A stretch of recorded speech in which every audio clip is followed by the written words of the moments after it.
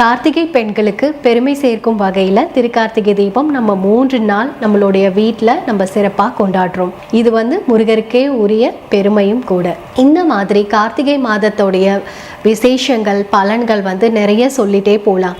இதை தவிர பார்த்தீங்கன்னா ஐயப்பருக்கும் இந்த கார்த்திகை மாதத்தில் தான் ஐயப்ப பக்தர்கள் மாலை அணிந்து செல்றது வழக்கம்.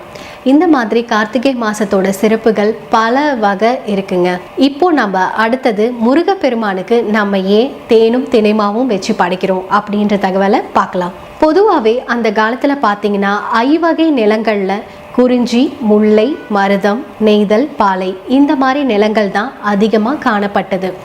அதுலேயும் பார்த்தீங்கன்னா குறிஞ்சி நிலம் எதை குறிக்குது அப்படின்னு பார்த்தீங்கன்னா மலையும் மலை சார்ந்த இடமும் இதை தான் குறிஞ்சி நிலத்தை குறிக்குது. அந்த குறிஞ்சி நிலத்தில் வாழக்கூடிய மக்கள் பார்த்தீங்கன்னா முருகப்பெருமான தங்களுடைய குல தெய்வமாகவே வழிபட்டாங்க. மலை சார்ந்த இடம் அப்படின்றதுனால அந்த காலத்தில் தேனும் தினைமாவும் தான் அதிகப்படியாக அங்கே கிடைச்சிருக்கு. அதனால தான் அந்த மக்கள் பார்த்தீங்கன்னா தேனும் தினைமாவும் அதிகமாக உட்கொண்டிருக்காங்க. அதையே தான் முருகப்பெருமானுக்கு படைக்கவும் செஞ்சுருக்காங்க.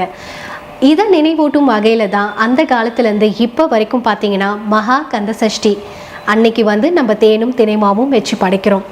பொதுவாகவே இந்த 6 நாள் விரதம் இருக்க முடியாதவங்க பார்த்தீங்கன்னா மகா கந்த சஷ்டி அந்த ஒரு நாள் விரதம் இருந்து முருகப்பெருமானுக்கு தேனும் தினைமாவும் வச்சு படைச்சாலே முருகருடைய அருள் கிடைக்கும் அப்படின்றதுல எந்த மாற்று கருத்தும் இல்லை.